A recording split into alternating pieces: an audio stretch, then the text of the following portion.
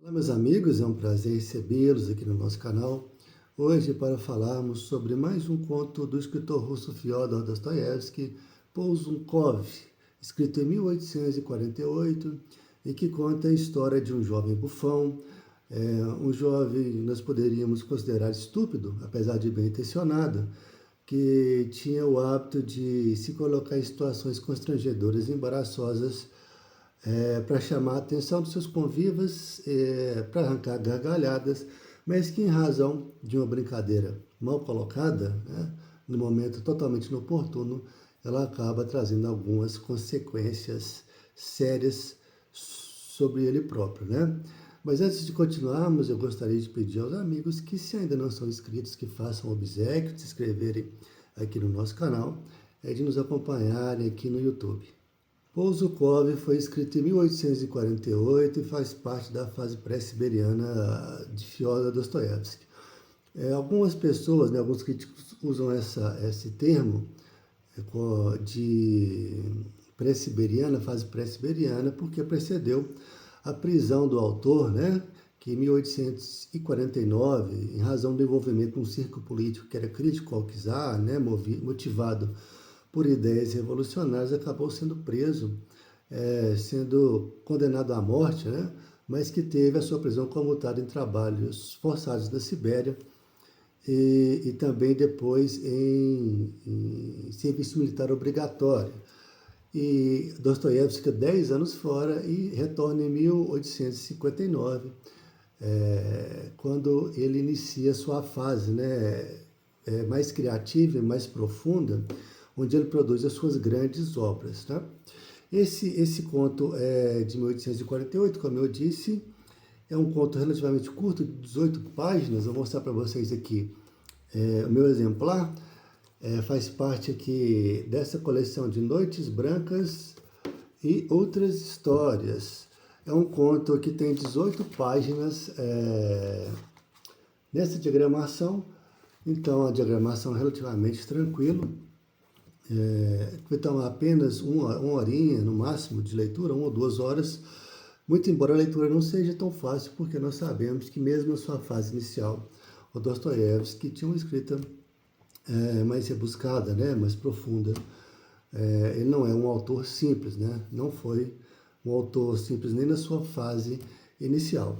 Mas enfim, Polzukov, como eu disse na introdução, era um jovem bufão, né, assim, que nós podemos considerar como um bobo, um estúpido, que fazia piadas às vezes sem graças, né, piadas fora de hora, na expectativa de chamar a atenção, muito embora ele tivesse expectativas de decoro e de dignidade, né, mas não sabia muitas vezes como alcançá-las, né? Ele acreditava que esse caminho do humor era uma opção, que na maioria das vezes era mal sucedida. Então, o Polzukov, ele conta uma das suas aventuras, né, das suas histórias aqui, em que ele quase se casou. Ele era um jovem funcionário público de baixo escalão, em uma repartição, e ele tinha um chefe lá chamado Fedosey Nikolaevich. E durante as suas atividades burocráticas, o nosso Ossip Polzukov, né, o primeiro nome dele era Ossip, ele descobre algumas irregularidades por parte do seu chefe, né? Ele tem acesso a documentos que o incriminam, né? Que indicam corrupção, desvio de conduta. Em certo momento, ele acaba vendendo esses documentos para o próprio chefe, embora ele os tenha comprado, né? O Fedosey acaba ficando de rabo preso. E em razão disso, ele o leva, né?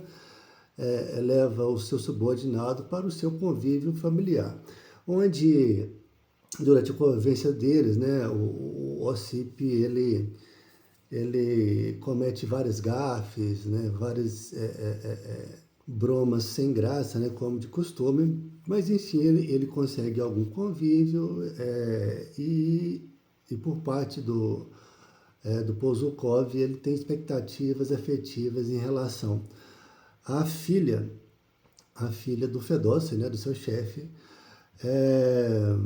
que na verdade estava caída por um oficial de cavalaria que estava na cidade Em um determinado dia, quando o nosso protagonista estava na casa do seu chefe, né, do seu superior, a filha dele, né, do Fedócia, né, objeto do amor do nosso Ocipe, entra com os olhos rasos d'água, né, chorosa, e eles percebem que eles descobrem, na verdade, que a razão daquilo era o oficial de cavalaria, que havia partido da cidade, de maneira que a situação sugeriu que esse oficial havia aproveitado da moça, mas quando teve a oportunidade saiu fora, né, sem grande comprometimento, sem qualquer tipo de engajamento nem nada, né, e a família estava disposta a abafar a situação. E acaba que o pai, né, e a mãe, né, o casal Nicolaite, eles resolvem organizar o casamento da filha com o Polzunkov, né, de maneira a acertar as coisas, né, de acalmar os espíritos, né, de ajustar a situação. O Polzunkov fica muito feliz, ocorre uma emoção generalizada, todo mundo chora, todo mundo está de acordo. E esse fato, curiosamente, ocorreu na noite de 31 de março, na véspera de 1º de abril. E o que acontece que no dia seguinte, o nosso Polzunkov resolve pregar uma peça de 1º de abril, né, no seu futuro sogro, né, e na família. Ele escreve uma carta à noite, né, com as seguintes alegações, dizendo que Fedócia, não tenho mais interesse na sua filha, não quero mais participar da sua família, eu já peguei o dinheiro da repartição, estou tranquilo, estou indo embora. Escreve a carta nesse sentido. Aí no dia seguinte chega lá na casa do Fedócia com ar bastante sério, né? Bastante sisudo, entrega a carta para o futuro sogro, que lê aquilo, né? E pergunta o que se tratava, né? A situação, o clima pesa. Aí ele dispara a rede e diz, 1º de abril, etc, né? Ha, e tal. Aí o pessoal, ha, todos sorriem, né? Que coisa, é uma pegadinha do nosso Polzunkov, né? Você é muito engraçado. Aí a situação se acalma e as coisas seguem. Só que, curiosamente, um tempo depois, o Fedócia, né, o Mikhailovich, chama pelo protagonista em casa e diz que uma coisa muito grave ele cometeu, né, estava a situação muito séria, porque um inspetor da repartição pública que eles trabalhavam chegaram na cidade, chegaria na cidade e realizaria uma fiscalização sobre o escritório. E havia uma série de irregularidades, né, que ele sabia, etc., mas como ele ia ser parte da família, ele precisava da ajuda, né, para resolver isso.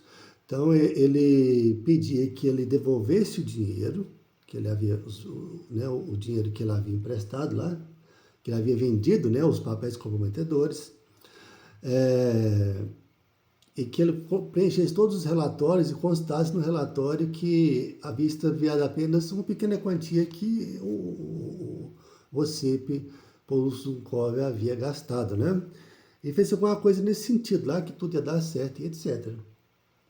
E assim, ele, para socorrer o sogro, ele fez os relatórios, constou que ele pegou com 50 rublos como adiantamento, né, e deixou tudo pronto. Aí depois, nessa sequência, quando ele volta para a repartição, ele recebe uma carta de demissão desse supervisor, por má conduta, né?